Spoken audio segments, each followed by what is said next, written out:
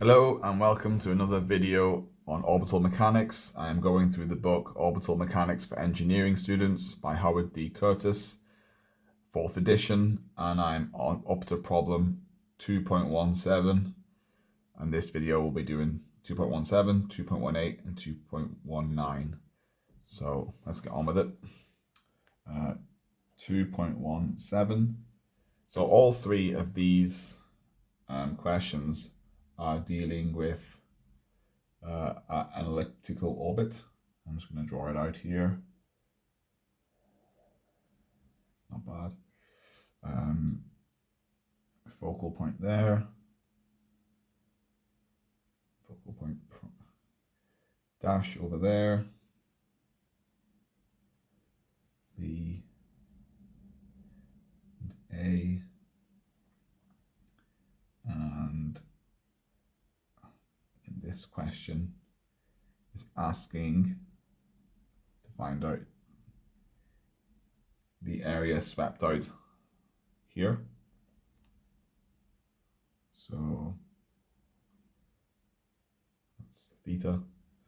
So yeah, the question, calculate the area A swept out during time t equals t over 4, where t is the period of the elliptical orbit.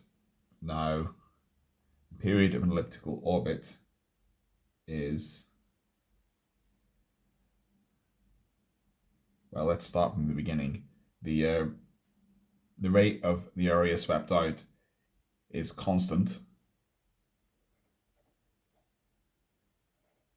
and it equals the angular momentum over 2. If we rearrange that, we can have dA equals h over 2 dt, and we know that the actual change in time is t over 4. That's what we've been told, and the period of an elliptical orbit is equal to 2 pi AB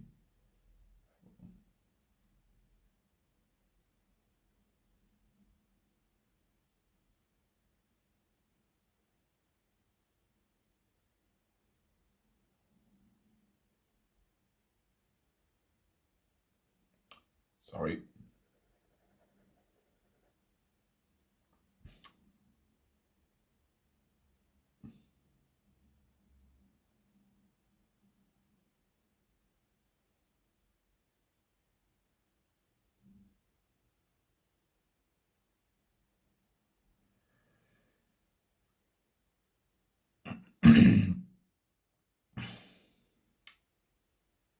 For an entire orbit, the area swept out is pi AB, and that is the formula for the area of an ellipse.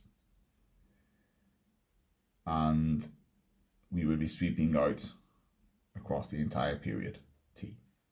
So the formula for the period is equal to 2 pi AB over h, just rearranging that.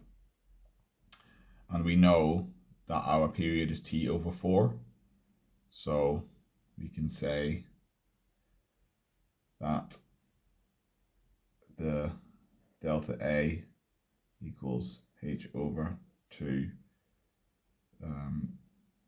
t over 4, and we know that t is this, so we can put this here, so we get h over 2 pi AB over h, and if we cancel the h and the h and the 2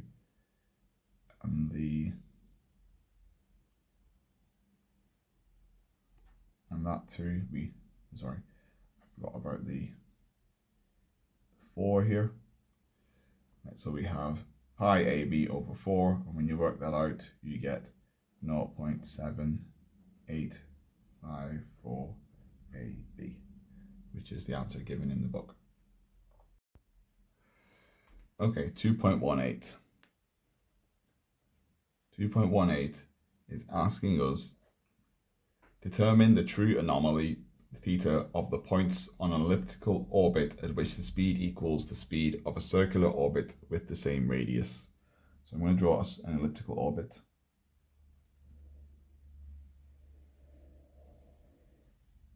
And here we have the focal point.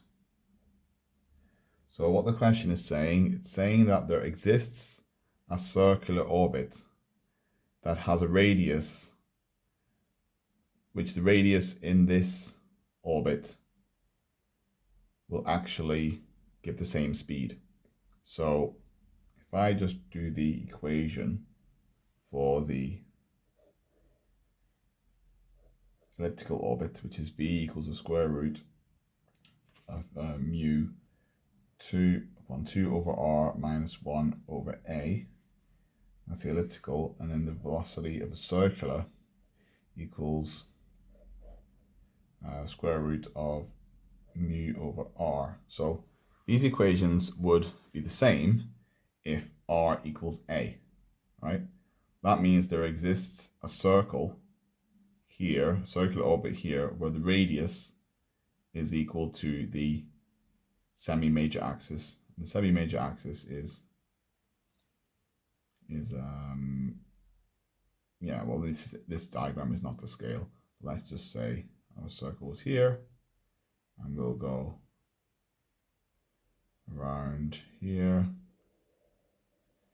like that, and this point here is r, but this circle probably should be a lot bigger to actually give a true representation. But if the radius is equal to a, we would be seeing that this line here is actually the same as the semi-major axis, but this diagram is not to scale.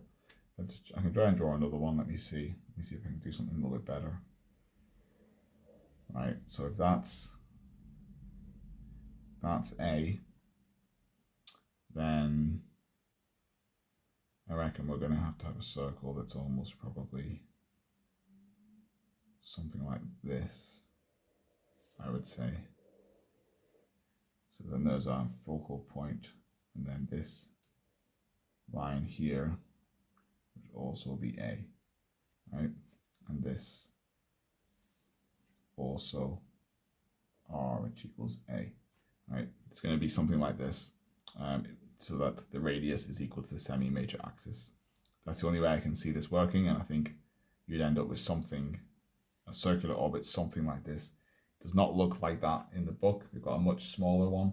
It also looks incorrect, but if it was trying to be to scale, I think it would be something like this. So we know that velocity elliptical is equal to the velocity circular in these conditions, and if we just equate those, we'll see that r does equal a. So we have mu over r equals mu upon 2 over r minus 1 over a. Cancel the mu's, so 1 over r equals 2 over r minus 1 over a. So then minus 1 over r equals minus 1 over a, so r equals a. So now that we have that, we can look at our radius equation, which is r equals a upon, r equals a upon 1 minus e squared over 1 plus e cos theta. Now r equals a, so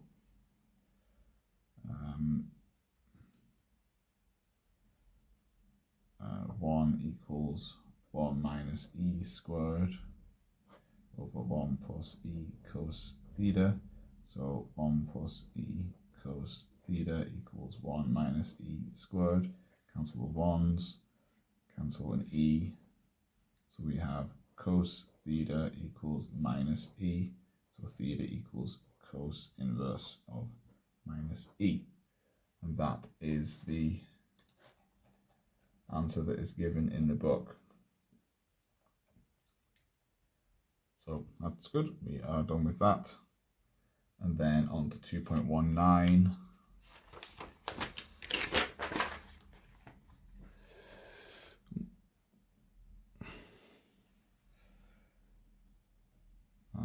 2.19 is asking again about the same sort of shape.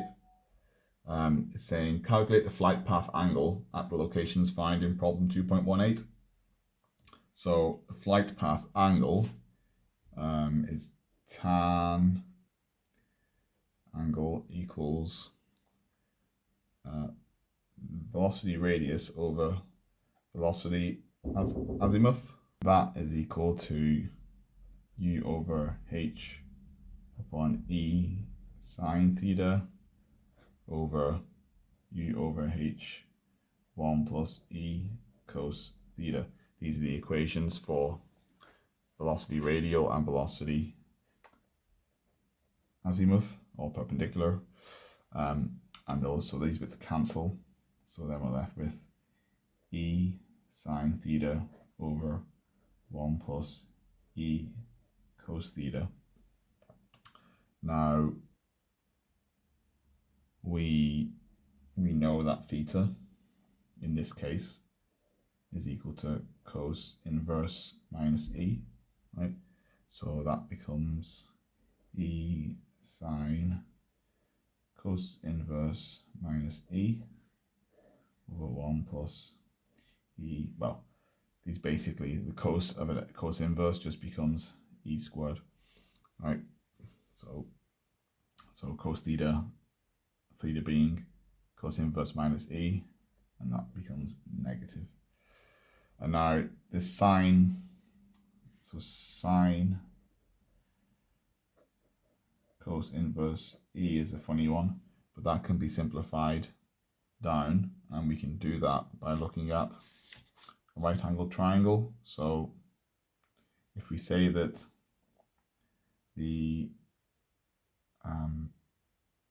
angle equals cos inverse e, and we can say that e is equal to the adjacent over the hypotenuse, and then we can just set the hypotenuse to be 1, right, and the adjacent to be e, right, and then the opposite side will balance out the equation. So if we just look at that like this, we'll go like this, and we'll say that's e, that's 1, and this will be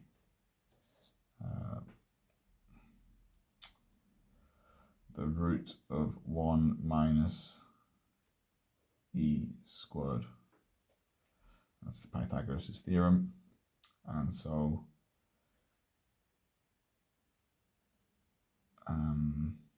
the sine of that angle is that over 1. So the sine the angle equals the root of 1 minus e squared over 1. So that just means that it's literally equal to the square root of 1 minus e squared. Right, so then we have, so we can put that back into there, and so we have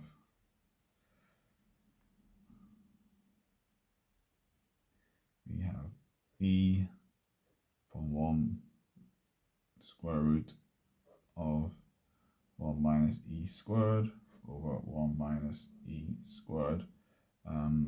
So when we do not the root of 0.5 minus 1, we're going to get minus 0.5, so that equals e upon 1 minus e squared to the minus a half, because that's half minus 1. So that equals e over the square root of 1 minus e squared, which is getting that tan equals that, and so equals tan inverse e over square root of 1 minus e squared, which is what is given in the book. So yeah, just to recap, this is the flight angle formula, and that's quite straightforward. It's just looking at the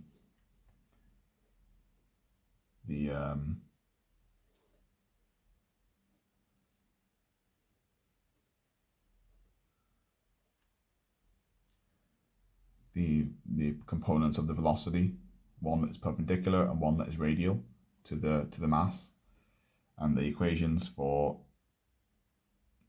velocity radial is mu over h e sine theta, and the velocity tangential is mu over h 1 plus e cos theta.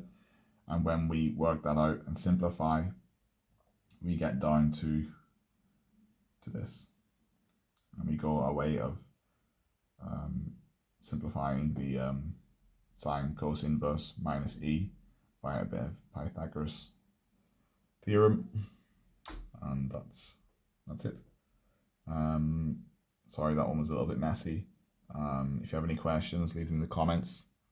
If you think I've made a mistake, let me know in the comments. Thank you very much. Goodbye.